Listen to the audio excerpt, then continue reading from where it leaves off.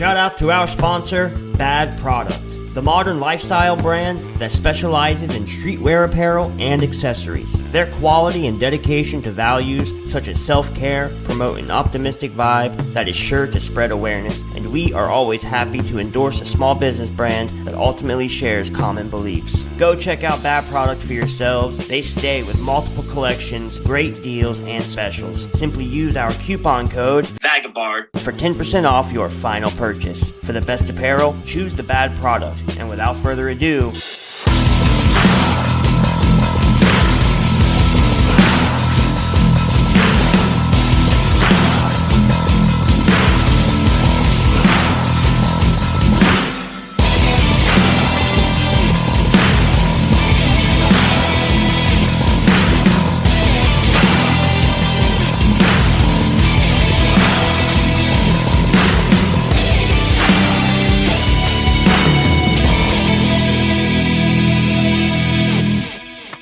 all right, everybody, welcome back to a special joint episode of Bright Brainz and the Odd IC with Verum.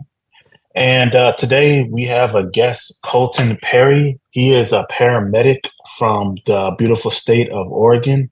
And we have a privilege of hearing from this remarkable guest who has witnessed the raw realities of life on the front line. Join us as we uncover the harrowing, heartwarming, and often untold stories from the perspective of someone who has been at the intersection of compassion and crisis. Welcome to an insightful conversation with our esteemed guest. He is a former paramedic whose experiences will leave you enlightened and inspired. So welcome to the show, Colton. Can you just tell us a little bit about yourself and your background? Yeah, absolutely. I started working in fire EMS, so working with a fire service specifically, back in about 2009, practicing almost exclusively in Oregon. I spent some time in California in the Bay Area, which is a lot of high traffic area. But, otherwise that's been most of mine. I've worked everywhere from rural to metro, super dense populations out to places that have one person per square mile kind of situation. So I got a lot of experience and a lot of, broad differences in my career. So what led you to go into that field? Oh boy, I signed up for a student program back before I'd ever even left high school and loved it so much that I actually graduated early, so that I could just jump into the field even further. And I just thought, that's what I was always going to do. That was the dream. That was the place I could get to the fastest. And so that's what I ran for. I immediately went from under the legal age of an adult already being certified as an EMT, just running full force at it and trying to do the best I could, because I figured that was the best way to help the most people, to make a real difference in the world. And so that was really important to me. Gotcha. You said you wanted to make a difference. Do you feel that you made a difference during your time as a paramedic? Yeah, I think we have to. I think that's one of those, a mindset thing about being a paramedic or working as a frontline responder at all, is that you have to believe everything you've done has made some kind of difference. There's a lot of hard days and a lot of hard calls and a lot of crazy things that happen, and you have to believe it's for something. So I've held on to that, as long as I'll live. I like that answer. Because I think that there's a lot of jobs out there that people don't want to admit. They try to be too humble. You know what I mean? Oh no, but it's nice to be able to hear somebody actually admit it. Be like, no, I think I made a difference, and I'm proud of that. For sure. Yeah, certainly. And there's one of those that people will say oh, I could never do that job, or almost like a veteran's thank you for your service. And I'm like, look, I did a job. It was I went to school for it. It was a standard job. I got standard taxes for it. It's just a job. I think everyone's capable of it. I just think, I happen to do it. And a lot of people think that's a little crazy. I think the perception is that everyone who does it for their entire life, right? They spend 5 decades doing it. And in reality, the turnover rate in most EMS is under 5 years. So it's Oh, like wow. most people spend less than half a decade doing it. Okay. Hmm. That's interesting. Yeah, I'm not surprised to hear about the turnover. You know, I'm pretty sure you've dealt with some pretty harrowing things, and we'll probably delve into that. Well, we will delve into that. But what I want to talk about is, so you were an EMS in the state of Oregon, which is, if people don't know, they've decriminalized most drugs, so like cocaine, heroin, and things like that. So I want to know what's your perspective on the whole decriminalization thing, and where do you stand on it? Yeah, I think it came from a good place, right? To say like, oh, we're not just going to say lock people up, throw away the keys, any drug charge means you're a bad person, right? Like that's a very heartfelt place for them to come from. It was very poorly implemented. I think they were like, it's $100 fine and you're free to go. Don't worry about it. And people kind of treat that like it's a permit. Like, oh, there's a permit charge for using any drug I want in Oregon, and the price is $100 if I get caught. And so Yeah.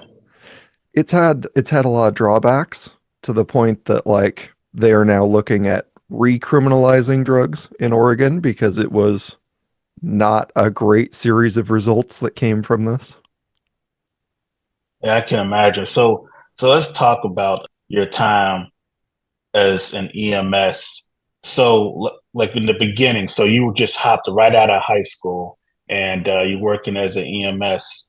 Let's talk about what it was like out there and the things you saw.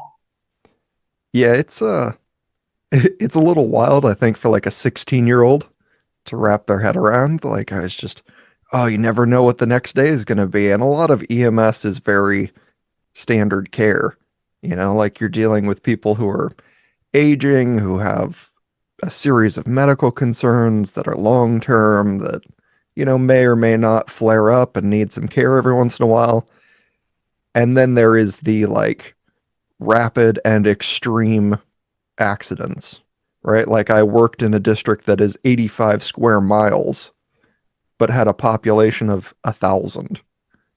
So it's like if you had a car wreck 30 miles from the station, like good luck, get 30 miles as fast as you can because there's no one coming to support you. And so that can lead to some pretty intense stuff. Um, I think we were pretty lucky. We had a very good like group of people that had a very high response rate, so we were always able to get rigs out the door, which is a concern with a lot of rural departments. A lot of people that live, out in the middle of nowhere. Sometimes you get people out the door and sometimes you don't because those stations are usually underfunded. Like I didn't get paid to do it there. I was volunteering to do it because I wanted the experience, and it's great experience. It got me a lot of training and a lot of help and a lot of people that taught me along the way. But, ooh boy, were we like trying to scrape money together for everything we needed. That was right at the time that new smart cars were coming out. Like the advent of the Prius was really hitting its stride. And a lot of people don't know the tensile strength of metals in cars like that are much higher than old cars were. And so it's like our tools couldn't cut things. That became like a real problem in the world. Oh. And Yeah, because so, they had like made it where it was the like that was a selling point. I remember they had one of those tiny smart cars on the marketing, and then there was a big like truck sitting on top of it to show that it could withstand it. Uh, um, those things are really tough cars, man. yeah, they're super tough. And that was like, it's a great selling point to say, hey, this cage of the car will basically protect you no matter what. It can take on any impact from any other car on the market. The problem is that it became a bit of a coffin for the people that were inside of it. Because I'm like, the jaws of life as you used to see them called on all the TV and movies, like we couldn't cut through your car. So we just had to like tear it apart piece by piece and just rip you out. That's rough, man. That's It rough. is rough, man. So you said they were underfunded. That's interesting. So can you talk more about that, the underfunded issue? Yeah, we're very lucky. We're not super far. Like I'm 15 minutes in one direction from, where I started to a major area was about 15 minutes. And that department kind of took a lot of penny on us. And they said, hey, if you ever need to restock any of your equipment, any of the EMS supplies you use, you tell us and we'll get you more of it. But for a lot of, very rural places, like I've worked with some companies that are an hour or 2 hours from the next major metro area, they have no support. And so it's like you need to pick up everything you're using. You see us using a pack of gauze. That has to come from somewhere. If we're doing more advanced things like hanging saline bags for IVs, like we don't know when the next time you're going to restock is. And so that's kind of a scary thought to say, like, boy, I might get out to this next call before we restock, and that means I don't have any saline. So I hope this next call is not major trauma because I can't give enough fluid to keep a person's blood pressure up. And that gets, pretty harrowing. Yeah. So that draws a curiosity for me, like, because I can only compare that to, corporate jobs I've had that were underfunded in their own way. And so does somebody make that call? Like how many saline bags that you guys can use at any given point in time? Like, Yeah, so we try and pick them up. The station never wants to like put anybody on the line, right? Like they're not right. trying to hurt anybody by cutting corners. But you try and look at your past calls and say, okay, in the last month, we ran 100 calls and only 10 of them were trauma based. So we're going to try and plan for at least 10% of our forward volume being trauma. I'm going to hope that's, 7 bags instead of 2 or 20. Right. Hope for the best. And then, especially in a department like this, we had basically our administrative people were the paid people in the department to keep it running. But everybody that went out, day in, night out kind of situation, we're all volunteers. So it was just whoever showed up and had the highest level of certification, that's the guy making the call. And sometimes, like when I was first starting, we didn't have anybody that was trained to put in IVs. So it's like, hey, if you need them, you got to wait until the real medics get here because everybody else is an EMT. And hopefully we don't need them right now because we just don't have the ability. Was there ever like a time where not having the proper equipment uh, to save somebody's life led to an outcome that wasn't desirable? Good question. That is a great question. Um, I don't think there was ever anything really dramatic. Like I said, the most dramatic thing is that for about 3 years, the department just didn't have the resources to get equipment that could cut the high-end cars. And so that was like pretty bad because you don't necessarily want to like twist and move someone to get them out of a car wreck. A lot of times we're worried about your spine being damaged Right. and we don't want to be like twisting you in your seat to get you out of there. But at the same time, you're like, we've done this for a long time. We know how to get people out of cars, even if they're really mangled, they're upside down, whatever else. There's equipment that we can move you in. It's just not ideal. So while I don't think we ever like, had anyone harmed because of missing resources, I do think it might have slowed us down trying to use tools that were just not new enough to be, the best process out there. Wow, bad. The majority of the cases that you got called out on, what were they? Were they drug related? Were they accident related? Or were they just like regular health related calls? Um, at the start, they were probably mostly community care. I lived in a very rural town with a pretty high age population. As my years went on, I spent some time on Greek Row, working with like fraternities and sororities, and then worked in major metro areas. That was my end. My end state was major metro, and it changes severely based on your population. Like when you're working metro, there's a lot more assaults, there's a lot more commercial accidents, there's a lot more drug overdoses. When you're working, fraternities like be prepared to see alcohol poisoning and drug incidents nonstop. That's basically going to be every one of your calls if it's not something on fire. And then community healthcare, it's mostly long-term. People that have COPD, asthma, emphysema, those kind of things that are like, oh, when was the last time you got into a doctor? Okay, it's been a couple months. Like, yeah, that's why we're seeing this happen.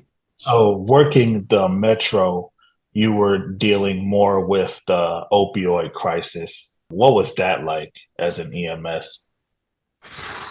It was bad. I think that is like the easy one-word answer is that like, wow, it was really bad because you could feel the spike like every time new things came in or people were trying new products or new substances or whatever it was, like you could feel it amp up around you. Like there was a significant increase that you're just like, oh, okay, what's happened? What is it like the first of the month? Is this when shipments come in? And So decriminalization, let's talk about that. So were you in Oregon when the whole decriminalization movement happened? So let's talk about that period of time. Like how did it come about? How did people feel about it? And when it went into effect, what was there an immediate shift? So basically, I just want to learn more about this thing because I remember, I don't live in Oregon, but I remember on election night when that thing passed, everybody was like, "What? Cocaine and heroin are legal?" So let's talk about what the lead up to that, and how people felt about it. yeah, so I was living and working in Oregon through that whole time, and even still currently, it's where I am.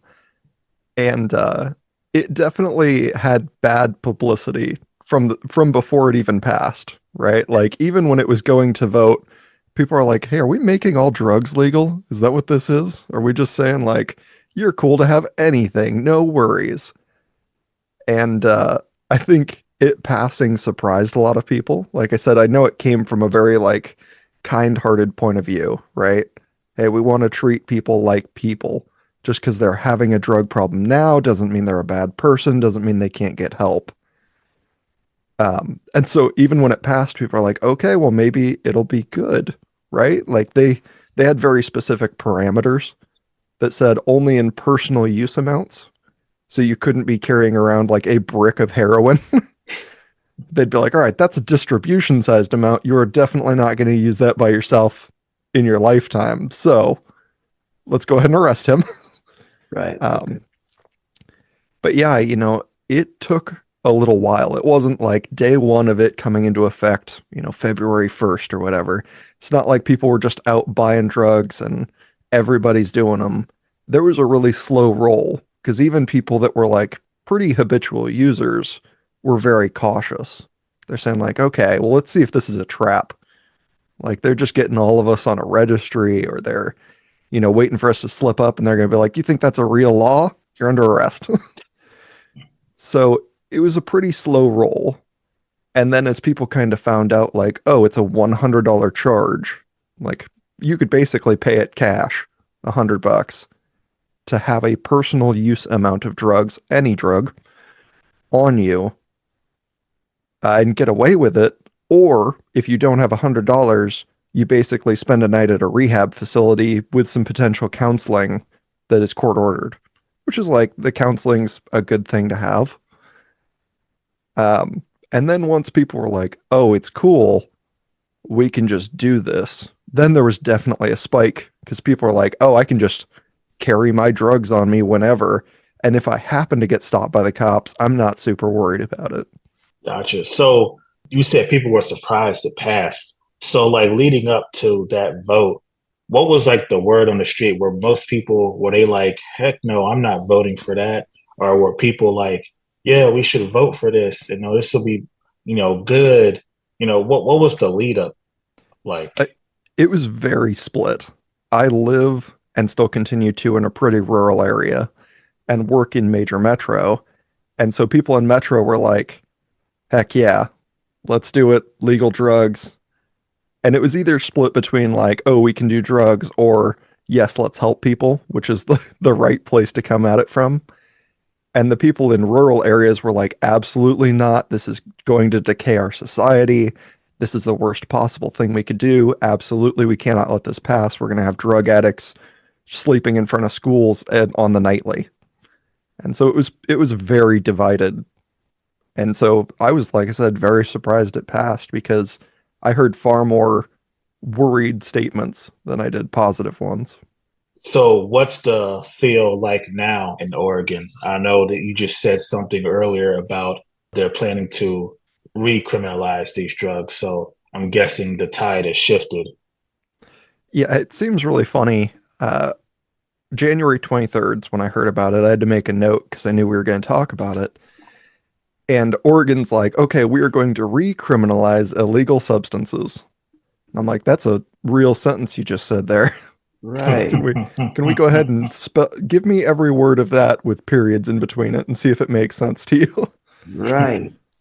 That's wild because so what I know of decriminalization, I think of places like Portugal and Uruguay. These are the flagship countries that have kind of paved the way for any kind of example, real life statistics.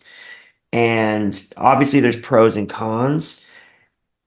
And, as somebody who lives in Ohio, as somebody who was part of the opioid epidemic myself, I've witnessed a lot of the other side of what you're saying here, like what your experiences are. I've been first responded to a couple of times myself.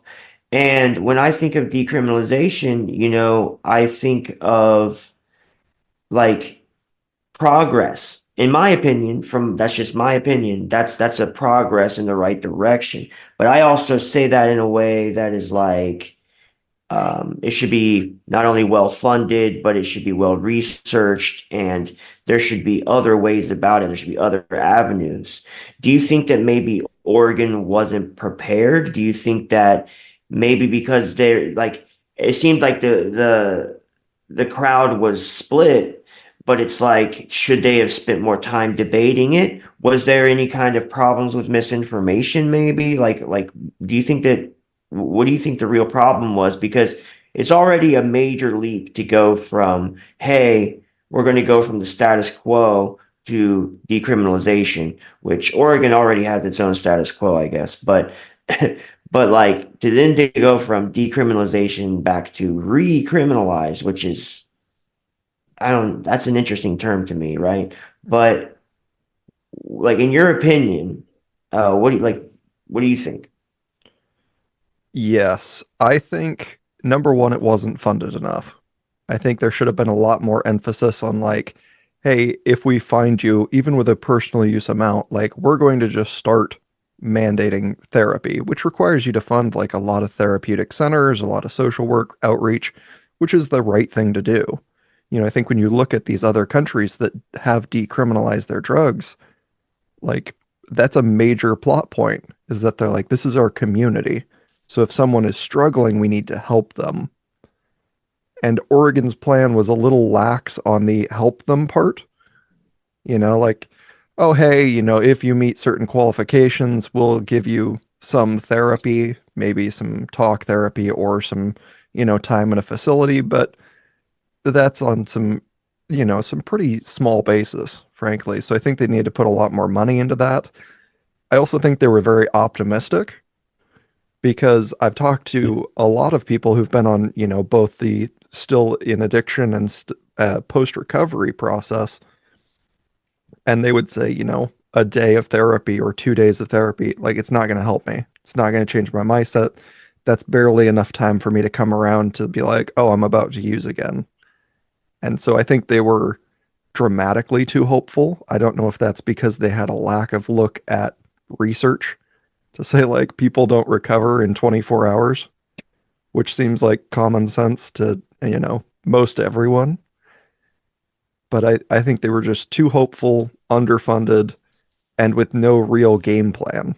Like most of the police that I know up here, working very closely because you get 911, you call us both.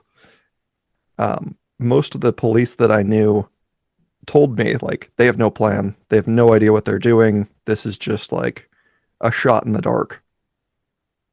Because he's like, what am I supposed to do? Where am I supposed to sit? Do I have to like run down a checklist every time, or Right. what am I expected? And so I think they could have spent a lot more time rolling it out.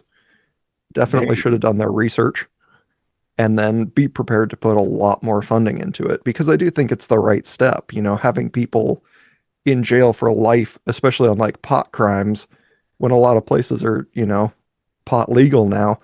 Like, why? Why are Right. why are we doing that to our citizens? Like, let's go ahead and back off that one. But it's got to have the right support. We can't just be like, hey, it's legal and it's on every street corner, but we didn't regulate any of it and we don't care. Like, that's the step too far in the other direction. Right. Yeah. I like that.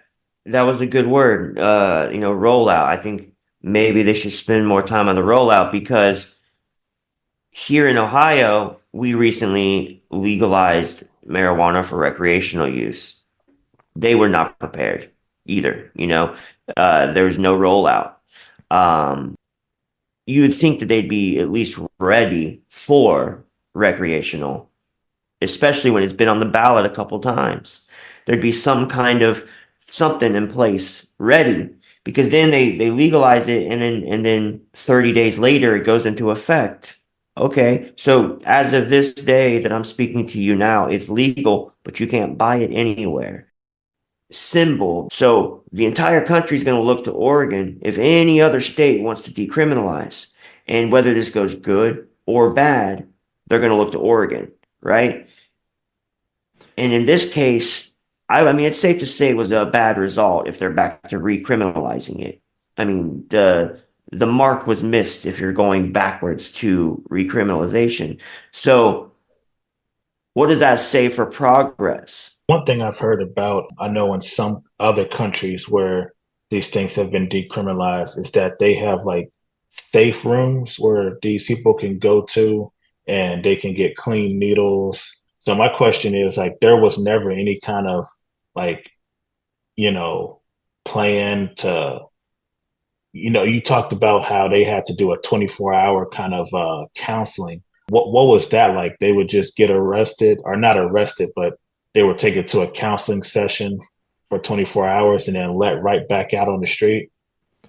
Yeah, it was poorly implemented. I mean, there's a lot of like, safe needle programs and even to some extent safe pipe programs that are out there, which is great. At least use safe products. Like, you have availability. Please don't put yourself at risk if you're going to do it. But there was never like rooms designed to, please do your drugs in here because they're monitored and we have respondents and everything else. That was never in the cards. And, getting detained for it, which is kind of how they put it, it's like going into a drunk tank. So they're like, oh, I can see either you're clearly high or about to be high and you've got drugs on you. We're going to put you into this containment facility essentially until we can get you through your therapy period tomorrow or the next day. And then once that's done, we're going to say like, all right, you do better in the future. I understand you're not ready to quit, but don't do anything dangerous. And then you just like push them back out into the streets. Like, no follow-up. Where are you living? How's your situation? Do you need help? They're just like, if you want to volunteer for something, you can tell me. I don't know that we have the resources to take care of you, but you could tell me you need help. And then see if that goes anywhere. That doesn't sound like a bad process, though. It just, I mean, extended periods, like, you know what I mean? But the process itself doesn't sound bad. Yeah, it's the follow-up that's definitely lacking. Like, it needs to be longer, if you're going to try and help people. But that's also, forcing someone to try and get help when they're not ready for help is also a bit fruitless. And so Yeah. it's like, it's great to offer this assistance, this therapy, especially if you're at a place where like you do have hard drugs, but you don't have any money. Like, they're probably in a very bad place in their life. This is not them going home from their 9 to 5 to their house. Like, they're probably in a very bad situation. So, offering them a brief respite is a nice thought, and offering the counseling is a nice, assistance. But it's just like there's just no follow up. You want to see like long-term care options. And we just didn't see that. They're like, yeah, there's lots of private facilities. Do you have the money for a private facility? It's like, I didn't have $100 to pay the fine for this. I don't have money for a care facility. Speaking of the $100 fine, where did that money go? Because you talked about how being an EMS, you were underfunded. You would think that money would go to the emergency medical services, but I'm guessing that it didn't. No, and I'm not 100% sure where the money went to. I know it wasn't like we were getting written a check. A lot of the places that I worked where it was major metro, I was working for private ambulance services. So, companies that are privately owned, privately funded, they're not direct results of the state money. So I couldn't say that we got any assistance out of that, but it also is not something that's going to trickle down to the bottom level. Like, I'm not going to see it. Our company decided when they were going to buy new rigs and when they were going to do updates on them, and I'll tell you, it wasn't often enough. Just like we weren't staffed enough, just like we weren't paid enough. But, those are private company decisions, and the places they put their money are often very confusing to me. Agreed. Yeah. I used to, my opinion on this whole decriminalization thing has changed. Maybe 5, 10 years ago, I used to be very left wing. I used to think that, decriminalization and full legalization is the answer. But now, after seeing the results of what's happening in Oregon and also in California and things, I'm come to the realization that maybe some drugs just can't be decriminalized. Maybe it just can't be legalized. Like weed, that nobody's going to really hurt anybody. They're just going to get high, play video games, and eat some Doritos. But when you have drugs like heroin, cocaine, and all the problems that come with that being cut with fentanyl, I'm like, maybe we just need to be more strict, and maybe there needs to be more repercussions. Maybe if a person gets caught with this stuff on them, like if they're a dealer, maybe we should just bring down the hammer on them. And even if they're not a dealer, maybe they should be locked up and, sober up. How do the people feel in Oregon? Do they feel kind of like hopeless right now? Do they feel like that there is a solution and the politicians just aren't looking in the right way? Like, what do they think about the whole situation right now? Yeah, I think the people that were hopeful when it passed, right? They're like, this is a good thing, decriminalizing it, we're taking the right step forward. Like I said, I think it came about with the right ideals. I think it was implemented very poorly. Those people have kind of lost hope in the process because they've seen it fail for years now, where they're like, this just did not work out either. I think most people don't have the insight to know, like, oh, well, what happened behind the scenes? Because most people don't even know the law itself. They're like, oh, we decriminalized it, period. That was it. Things over. And that's, not the full story. So I think a lot of people see it and they're like, oh, well, our overdose rates are higher, our drug abuse rates are higher, our sales are higher, people being arrested for distribution is higher. Like, this seems like a net negative with no further look into it, right? And so a lot of people that did support it feel very hopeless. And I think the other side, people that said, like, this is going to fail when it started, don't even feel good about saying that because they look at what happened and they're like, man, this was really bad. I don't even want to, like, I told you so. I just feel bad looking at, like, everyone feels really bad right now. Someone, like, it's unfortunate that we don't have at least an example, because I could answer at least some of your curiosities there, Isaac, because there's a lot of great examples, and there's a lot of great examples spread all over the place of different ways that do work. The problem is no one place is implementing all of them, and like there's drug court. it's like the idea of decriminalization where when you get arrested, you don't automatically go to jail and go to prison and do jail time. You're offered, rehab instead, and you have community control probation to adhere to. You adhere to these things. I agree, forcing people into rehab does not always work. However, I was forced into rehab and I learned a lot, I really, really learned a lot and I educated myself. And even though I did go back out on the streets and get high, I was doing so in an educated way. I'd much rather have educated drug addicts on my streets than non-educated drug addicts on my streets. You know what I mean? So drug court works.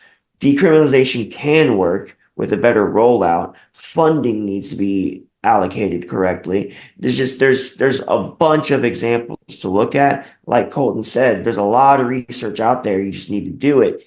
Yeah, and I think there's, I agree with both of you, honestly. Because with Isaac's point, I think you do got to be real hard on, people that are distributing, people that have like very high volume distribution doing, a lot of bad out there on the streets with real dirty product. Like, you absolutely need to bring the hammer down on those people. Like, they are the source of your problems. Right. But it's very hard in a place where you are like, we're trying to be very kind to people who are using drugs and also, absolutely, I don't know, decimate like the entire drug trade, because where do you draw the very fine line, right? That's where Oregon said single use, right? Like, this is a personal use amount of drugs, because once you get over that personal amount, like maybe you went to a guy and you're not super experienced and he sold you, what two people would use. And then the cop that shows up is like, that's not a single person amount of drugs. And now he treats you like a distributor. Like, now you've taken, the policy to crack down on distributors and you've applied it to the people you're trying to help. Like, that's also bad. It's a really, really two-sided situation that's hard to balance out. Yeah, I think, the thing about decriminalization is that it makes sense on paper, but we also need to address why there are so many addicts in the first place. A lot of it is poverty. A lot of it is people who got injured and, got on opioids, and then they got off of opioids and they needed something to replace that. This issue is so deep, and nobody really knows where to begin. So I kind of want to shift a bit. My question to you is, being in an EMT and seeing our EMS and seeing the things that you saw, is there anything to help these people deal with the mental aspect of what you saw? Like any kind of counseling or anything like that? On the EMS side or on the patient side? On the EMS side, because I know that you probably see some things that might have, really, hurt you or kept you up at night. Do they have people for you to talk to or things like that?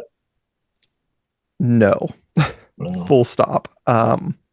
They didn't. First responder care is remarkably bad, both physically and mentally. Right? Like, I've been through both. I have been physically injured by patients on the job, and the mental drain of, like a decade plus in the field. Like, there's a lot of problems that me and a lot of my, my coworkers and my friends that work in the field in other areas all go through. And it not only feels hard to reach out, I have been actually punished once for reaching out and saying, like, in the physical aspect, but saying, hey, I was injured by a patient and I need help. I need to resolve this situation. I was actually punished once by an employer for their like, why are you injured? Why do you need to do this? Why are you putting this on the company? It's not our responsibility to take care of you. Wow.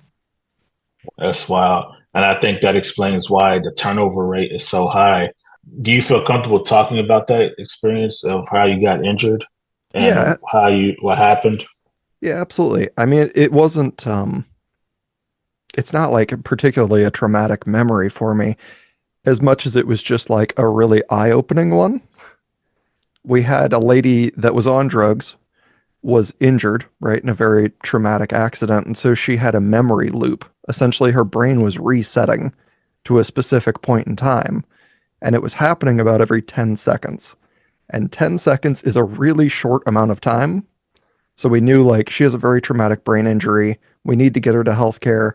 Our closest transport, even from where we were in Metro, just to get to a hospital, was still about 20 minutes. Felt like an hour. And for her memory to be resetting every 10 seconds, like, that's a very scary situation for her as well. Because she would go from, like, she's laying on the street. She doesn't know why she's laying on the street, but she's laying on the street. And then it clicks back over, and now there's a guy in her face, right? Me.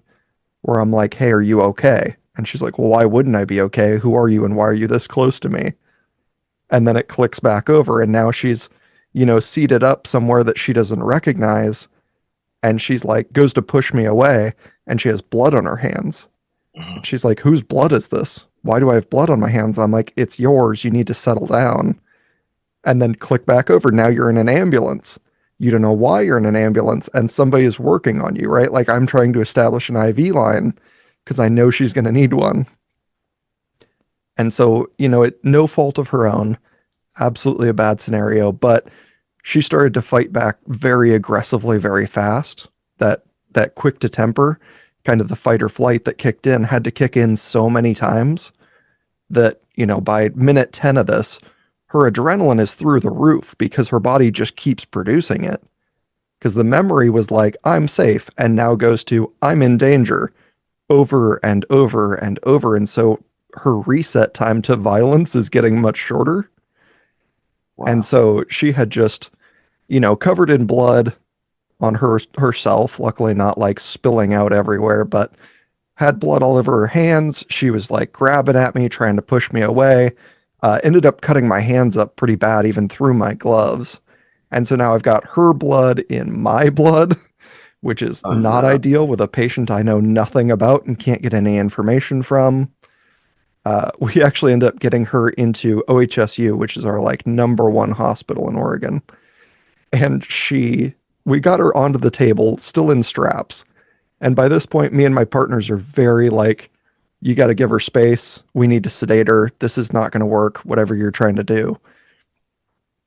And I won't say who, but a pretty high up medical personnel for their hospital came in and said, I'm really good with people, trust me.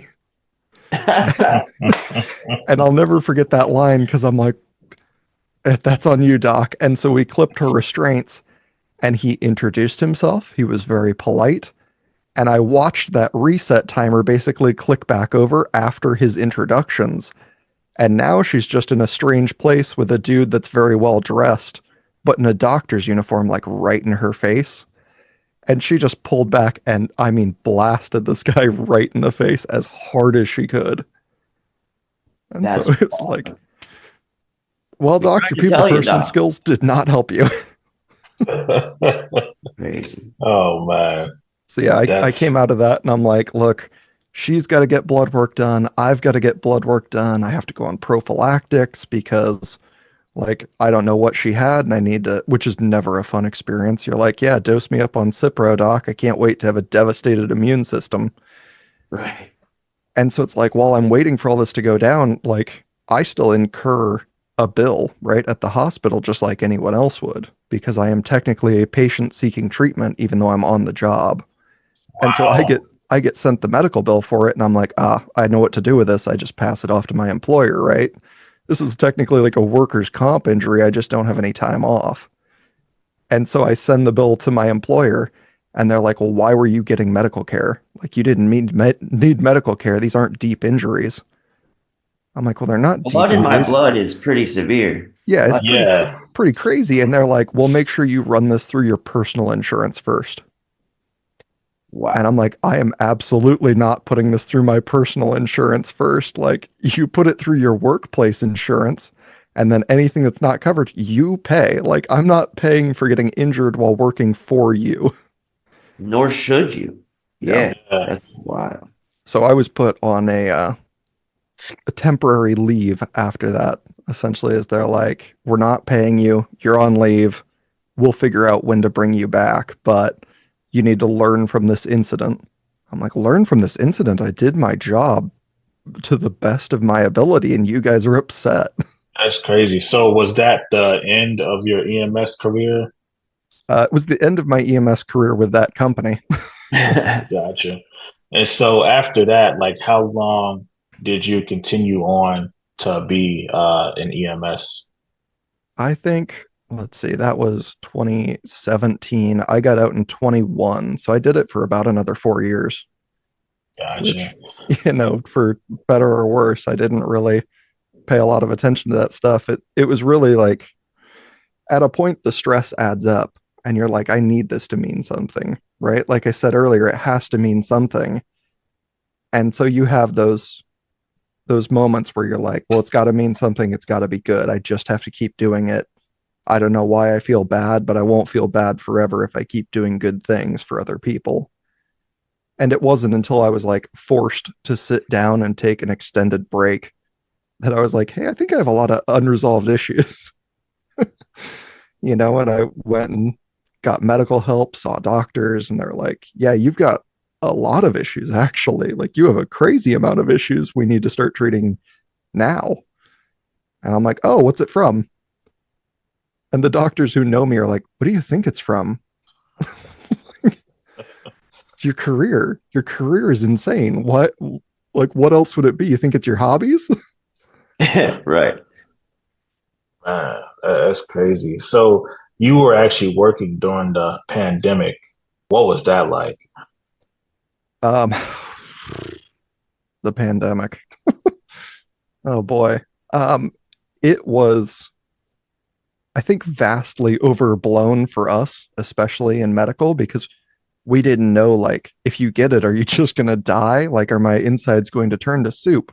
And so they started to have us in like very high end protective gear. Like, I'm walking around in essentially a hazmat suit, right? To go on calls, because what if this person has COVID?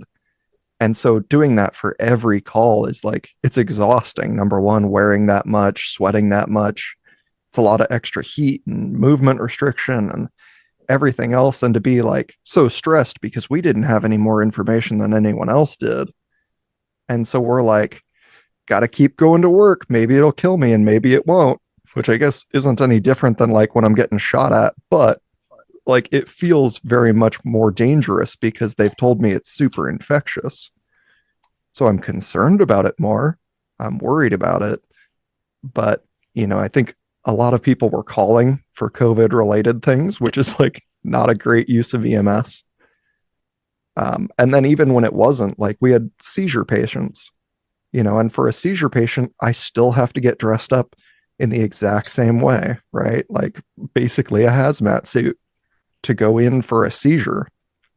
It's like, is this because they couldn't tell us, like, well, is the seizure brought on based on stress from COVID? Like, has their body responded in such a way that it has triggered a seizure? And so we just had to treat basically everything like it was COVID and like COVID was going to kill us all. And that was like extremely stressful. And it's the reason a lot of people left. It wasn't the reason I left.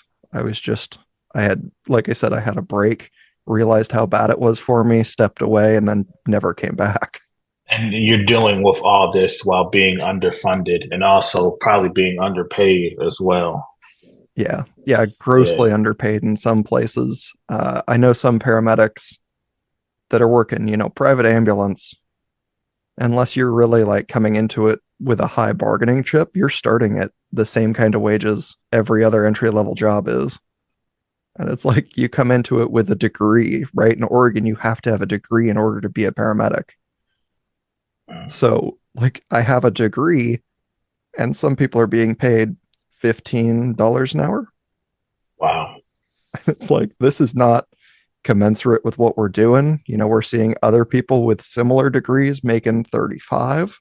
Why are we being paid so little? And they're like, because we don't have to pay you like that. We know you guys show up because you want to do this, and we're going to take advantage of that. You said something briefly. You said you were shot at while on the job? Oh, yeah. Yeah, I've been shot at, stabbed, attacked, just like people trying to beat you Oh, up. You could probably name it. I've probably been through it. I would say the only time I was tased was voluntarily, but we go through the ringer because people will treat you like you're a cop. And so they're willing to do whatever Right. it takes. Sometimes they're trying to like rob the ambulance. Sometimes they just want an Mm, easy target. And they know like I can call a number and somebody will show up that I can shoot at. So, man. that's like great. even in ambulances, we keep bulletproof vests under one of our bench seats just because you might need Just in them. case. Yeah. That's why. And you guys don't carry firearms or anything like that on you. No, in fact, it is, if not illegal in most places, it is banned by your employer. They will say, like, we will not permit you to carry firearms. If you're caught with a firearm, you'll be terminated. And I get the understanding in that, right? Is if I show up on a call, I want you to trust me, and me carrying a gun doesn't necessarily make you want to trust me. So a lot of paramedics will opt to not even concealed carry against policy or anything like that. They'll just like, okay, I understand, no firearms. Yeah, and I will say, like, we're not defenseless. Part of the problem, I think in the way people assume EMS shows up is it's like a van rolls up and 5 dudes jump out. And in most situations, it's me and one other person. And when I'm working for private, that other person working with me is usually not trained to my level. So I'm like, either I'm taking all the calls or I'm trying to give them the calls I can because number one, I want to see that they get training. If they want to get to where I am, they need to Right. see things. So we have to trade, who's the driver and who's not. But we're also not totally defenseless. Like Okay, that's good to a know. lot of us would keep sedatives, pretty fast acting, pretty aggressive sedatives on us that you just kind of have to like pop the top off and now it's go time. Because like if you have to sedate somebody that's extremely violent, like you don't want to have to fight for your life to get to your bag to pull a thing. You're like, I've got this thing in my pocket. If I happen to use it, like it will sedate someone to unconsciousness. I mean, that's good. That's good at least. So, we talked about some of the experiences you had, about how you got injured and how you got shot at. Do you have any like experiences that you look back on like fondly, where say you saved somebody's life, something where you look back and you say it was all worth it?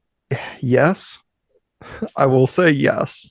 I had, even in my career field, right? Like there's an amount of times you're going to perform CPR and they call it a save rate, which is the amount of people you save versus the amount of people you don't. And most people's save rate is about 5%. And that can be from a number of factors. A lot of people, frankly, have heart attacks while their partner is asleep in bed next to them. No one knows until that other person wakes up. So the amount of time between when they actually have a heart attack and when they're actually found is too long, and you're never going to get that person back up. My save rate is actually close to 20%, which is 4 times the normal field rate. I hold that as like a point of pride.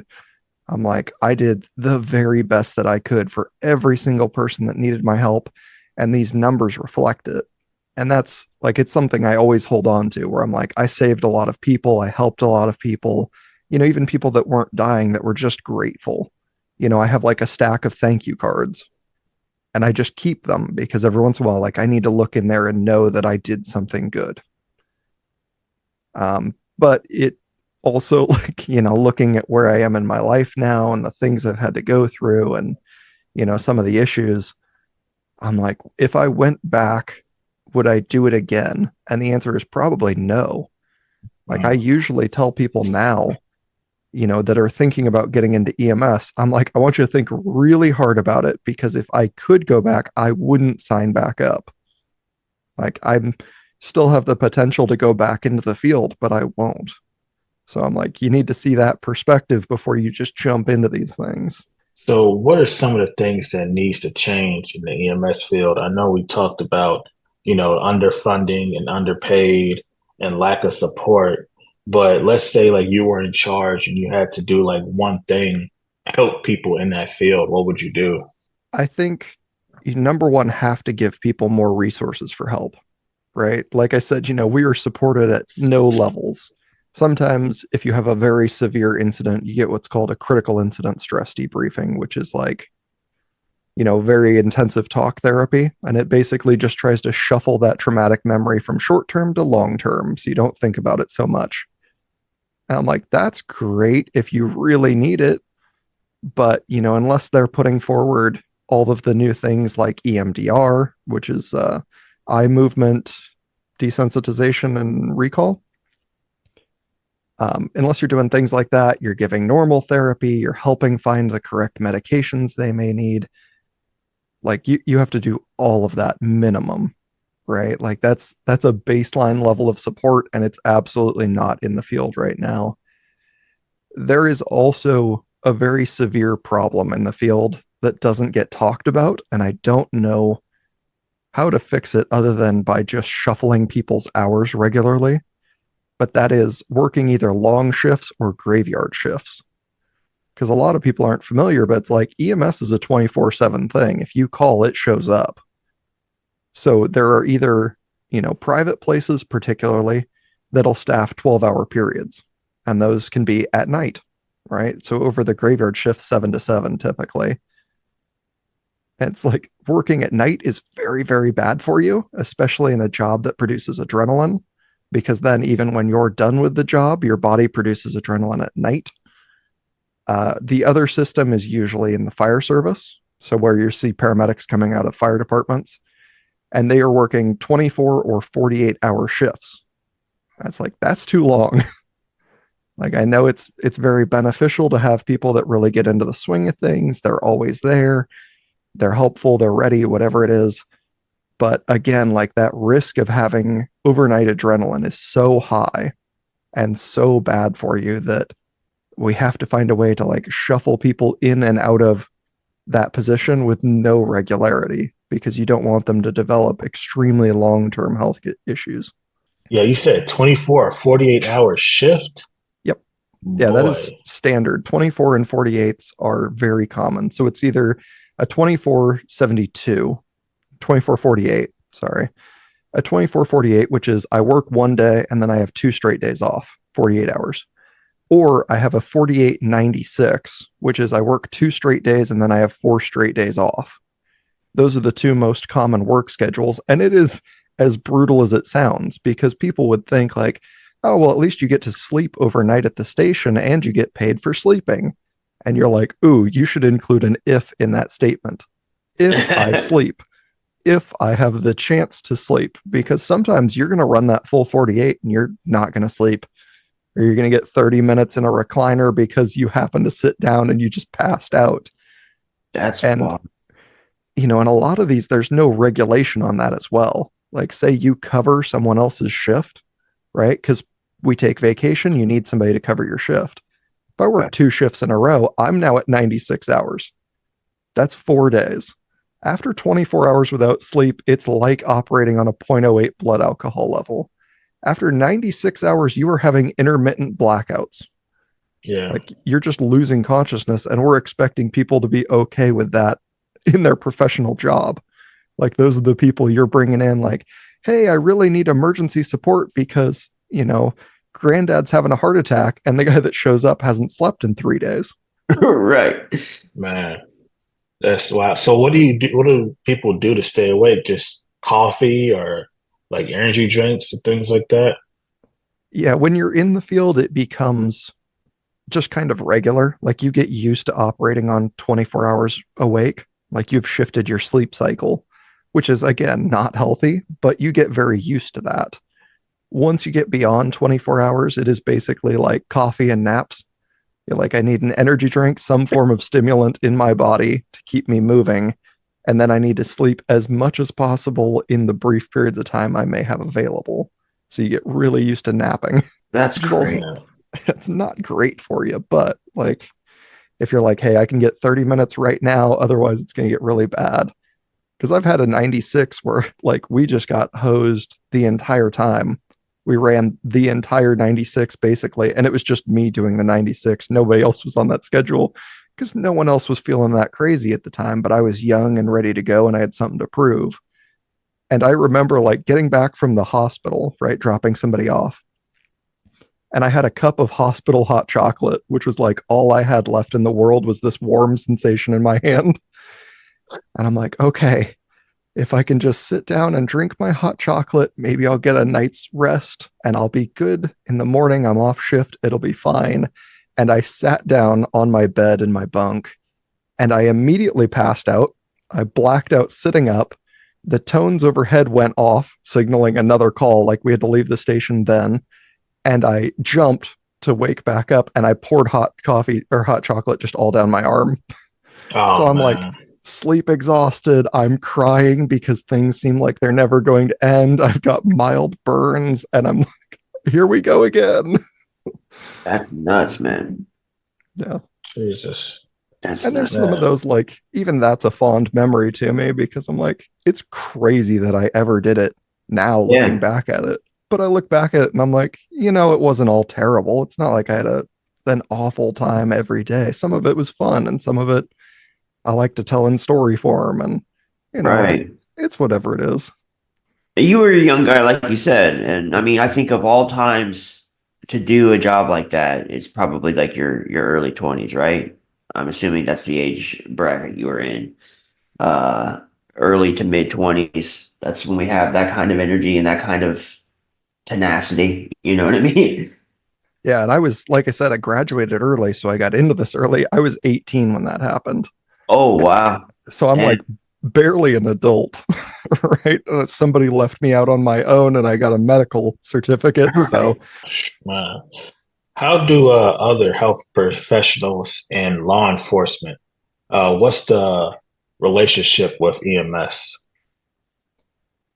so I think over time, it used to be very strained, right? When I started, like, we agreed that we were there to help each other, but that was kind of the end of our working relationship because we're like, I don't have to have you at every scene that I'm at. And so you get to know people like casually. They're your acquaintance. They're not necessarily your friend. And then as things have gotten progressively more serious, right, over the last decade and a half since I got certified, we got a lot closer because there used to be like a very isolated experience. We were all told, like, you got to man up, you got to do this, you got to be strong, like, don't lean on anybody. And it's just like, it's not healthy. And so we start to lean on people more and more, and it develops amazing bonds. I've had cops that have absolutely saved my life when a patient pulls a gun on me, that I'm like, oh, this is the end. And as fast as I can say the word gun, like, they are on top of her. And I'm like, that dude saved my life. 100%. No doubt about it. Like, that guy saved my life in that moment. And I am like, like a brother to me. I'd be ready to take a bullet for him on that situation. But, it used to be very isolated, even inside of your department. You're like shift to shift. We don't work with each other kind of a thing. And now you're like, everyone in the front lines has to be my family, right? Like, the police responding with me, they're my family. The people I'm dropping people off with at the hospital, that's my family. Like, we got to be in this together because otherwise, like, you felt alone, on a small boat on a big ocean. And it was rough. Can I ask, so it sounds like what you're saying is over time that bond has tightened a little bit more. Is that Oregon based, or do you think that that's like a more national thing? Is that due to the decriminalization? Or is it due to just national tensions that are going on right now? I think it is everyone. I have a lot of friends. I've worked in a lot of areas and I've gotten to know a lot of people nationally. And I think most people have that same sentiment, right? Like, we've all, we pulled the strings a little tighter, right? We're all Gotcha. closer together. I don't know that it was anything other than, like, the world is getting crazier and first responders, either it's worse, like, I don't know what it was like before me, but either it's gotten worse and we had to get closer, or we now know it's worse because we can look out, into the vast web and we can see, like, wow, Right. look at how other areas are dealing with this. It's, their first responders are getting shot constantly. We have to get closer. So I don't know necessarily which one it was, but we definitely did. Like, everybody kind of, closed in the wagons on the circle, and we got a lot closer because of it. Right on. I mean that's good to hear though. Like I think that as a civilian, I would hope that my first responders are on the same page and feel some kind of camaraderie, you know? Yeah. Yeah, absolutely. And it's one of those that you're like, well, it's a different job than me, right? Like if you're working a corporate job where you're like, well, finance is over there and customer service is over there, and we don't talk to each other, right? Like Right. maybe we have some kind of intercompany rivalry, or there's like, yeah, a passing when you walk by each other, you say, hey, but it's like, you're not very close. And that used to be kind of the way that I think most first responders were, where it's like, we're not close, but I'll say, hey. And now we're like, I got to know this person. Like, I need them at my barbecue on the weekend. I need to see their child's birthday. Like, whatever it is, we've got to get closer. Uh, That's dope, man. It's kind of like a family. Or it is a family, you know. So you're no longer in that field, man. Do you do anything related to that field today, or are you in something totally unrelated? I am mostly unrelated to it now. I still do training sessions. I have a lot of very useful certifications that are kind of rare. And so when people are like, well, we want to teach civilians how to deal with, traumatic injuries, or we want to teach responders how to deal with opioid overdoses, I'm like, okay, I'm qualified to teach those classes. So I'll come out and teach those classes, but I stay very far away from the field. Like I don't go on response calls anymore. Um, Honestly, most of what I do now is podcasting, which is super fun. I love it. It's a great time. I get to meet people like yourself, do shows like this. But that's pretty far removed, from what I used to do. Like chatting with people for interviews is way different than like holding their organs. It reminds me of like a battle, dude. Like you sound like you're a vet. You sound like you're a vet talking about, the war days. Speaking as like, the veteran of the service, right? Right. Like I've had people say thank you for your service, which makes me deeply uncomfortable. I think we look at each other in very different ways, and I found this with a lot of veterans that I've talked to on different shows and just meeting them in person, is that we say the same things to each other, right? Like they will say, I could never do your job. And I'm like, man, I would never be a soldier. That's crazy that you picked that you could do it, that you got through all of this. That's insane. And so we look at each other's stories as like impossibilities. And so I've had people say, from veterans from the military that will say like, well, my PTSD is not that bad because I had one incident where you had hundreds. And I'm like, yeah, I had hundreds, but they're small. I would never like, I don't know that I'd ever recover if I had something as major as what you're describing. Right. And so we try and use each other like a measuring stick to say like, well, I don't need therapy because they need therapy more than me. And it's like, that's not how this works. We all need therapy. Right, We right. just like, we're too stubborn to realize it, and we measure it the wrong way. You can't look at other people's experiences and like, that's when I need therapy, is when it's that bad. Because you're Right. like, a million small things will add up, just like one big incident will flare up. That's very true.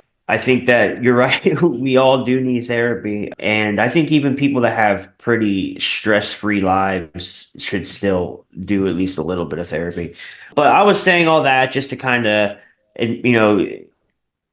long-winded way of saying I admire what you do and what you have done. I won't say thank you for your service. I don't want to make you feel uncomfortable, but at the same time, dude, I do admire what you do. I've used the war on drugs metaphor a lot in my days of podcasting and stuff.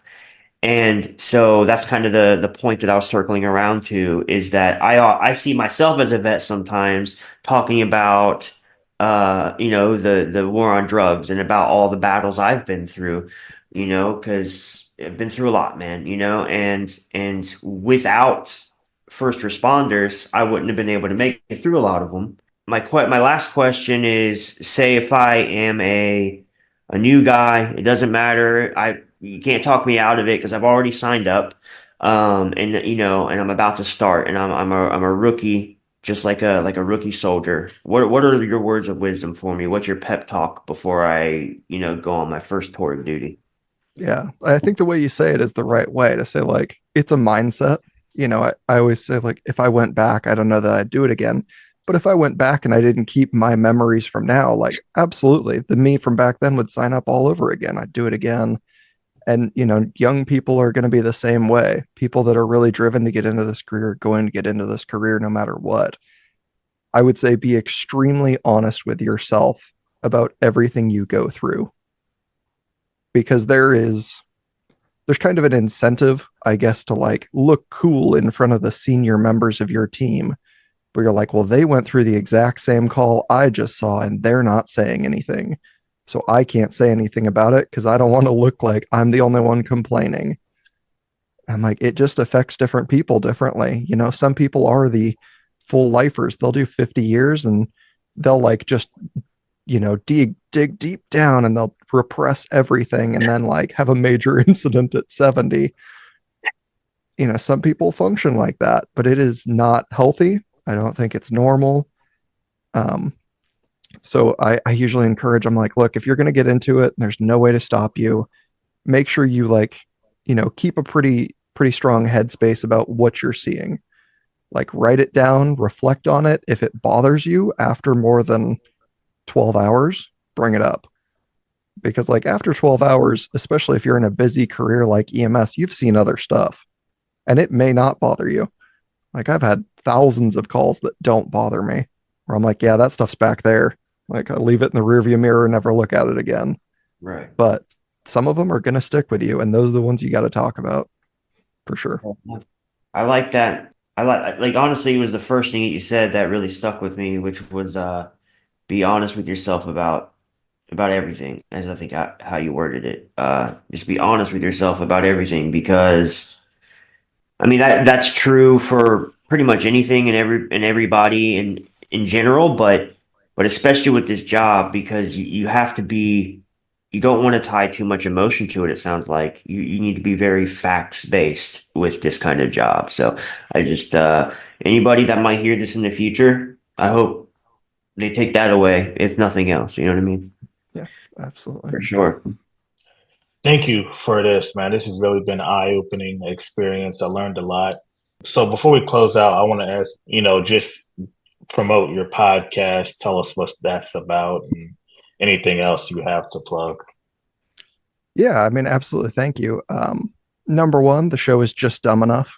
It's all, a funny, like laid back education show where I just try and introduce people to fields or things that they're not familiar with, jobs, hobbies, whatever.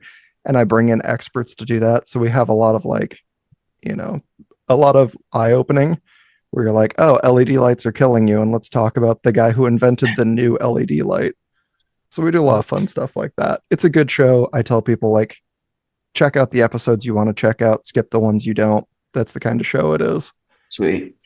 Be sure to check out his podcast, Just Dumb Enough, which I'm assuming is on all podcast platforms. Yes. And also check out, I know the Odd I See is currently on hiatus, but if people want to check that out, they could go on YouTube and Twitch, correct? Twitch and YouTube. Right now, I'm just gonna plug my Facebook. Just look me up, Verum Basand. Verum spelled like it is, right there. Awesome. And Bright Brainz is, of course, on YouTube and every other podcast platform. All right. So thanks again, Colton. It's been a great talk. You have a great day, man. Yeah, absolutely. I've appreciated this. You guys are awesome. I had a wonderful time. If you ever need to have somebody back for weird EMS stories, let me know. Man, funny calls. There's probably a lot of them. I think the one that people bring up to me a lot, and it's pretty PG-13 plus kind of a thing. So I'll preface that before I tell the story. But, sometimes things in EMS are just like, you don't know what you're about to walk into and they won't tell you.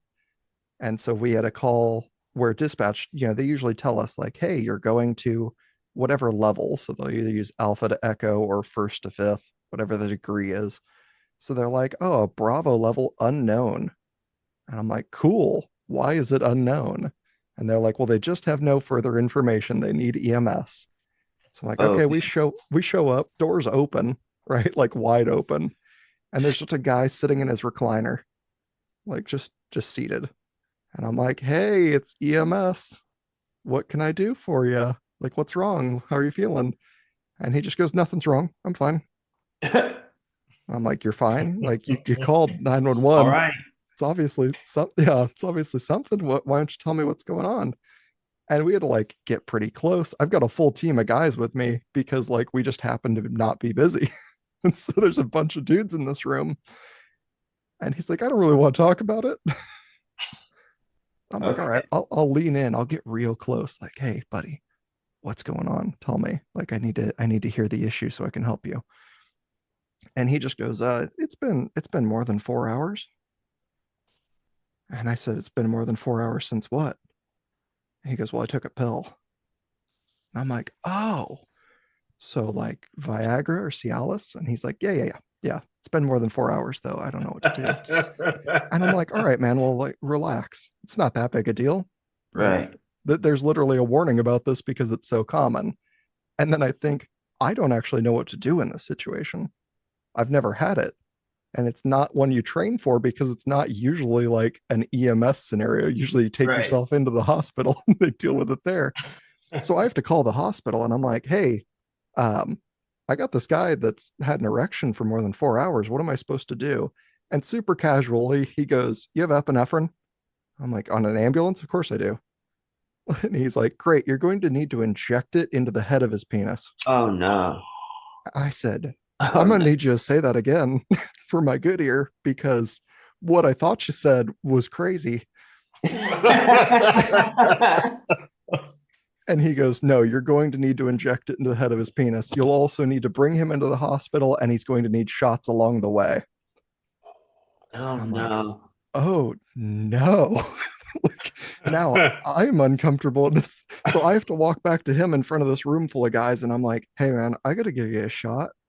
And he's like, okay, just a shot? Like, give me a shot. And I'm like, you're not going to like where it's going. And we get to this point. I'll save you the long story, but he like pulls his pants down. He's definitely got an erection. It's not looking good, right? And so I'm like, all right, I got to give you this shot. I'm holding the needle and I'm staring at this man and he's staring back at me. And I said, look, one of us has to hold it. And I think you're going to be more comfortable with that than me. So it's just like the wildest stuff you get thrown into that you never anticipate. And I tell that story especially to dudes because we all know, we're like, oh my God, no, please. Yeah. Stop. I noticed mine and Isaac's eyebrows perked up at the same time when you said 4 hours and then you said head of the penis, and we both it was mad funny, dude. Yeah, I do. As soon as you said 4 hours, I was like, oh man. Yeah, it takes a sec because you're like, man, EMS is wild. What is this gonna be? And then like that's what you hear. And you're like, oh, okay, so casual Tuesday, huh? Oh man. Can I ask real quick? Epinephrine, I believe I'm just double checking, is like for allergies, right? It's like for like that's what they use for the bee shot, right? When somebody gets stung by a bee, right? Yeah, you'll also see it in that it's what people usually refer to as like synthetic adrenaline, right? We don't actually give adrenaline, we give epinephrine, and it helps with anaphylaxis. So when you have bee stings, like an EpiPen is epinephrine in pen shape. Right. Okay. Yeah, So it has lots of uses. So that's what I was picturing in my head was like an EpiPen, and it's shaped a little different. So I'm just wondering, was it like a needle shot? Was it like a syringe needle? Like it's like a syringe. Yeah, if anybody's ever seen an EpiPen deployed, like that needle is very large gauge and it's pretty horrifying looking. In the ambulance, like we just carry bottles of epinephrine because there's two types, a high dose and a low dose, so 1,000 and 10,000. And so we just draw it with a syringe, right? Because I can like pick the size of needle I'm using and I can draw the amount that I need. So you pick a very small needle because especially me, I'm like, okay, I'm going to be real sensitive to this because I know if I saw me coming at me with a big gauge needle, I'd fight back. Oh, man. Dude. No. So, yeah. But the guy ended up being okay. Yeah, I mean, I think Yeah. I think, it's not that bad. Once you've had a shot, you know what shots are Yeah. like. It's just more embarrassing to have like a room full of dudes and then some guy's like on his knees staring at you as you're sitting in a recliner holding a needle. And it's just like, neither of us are going to forget that memory anytime soon. I don't know for the better or the worse.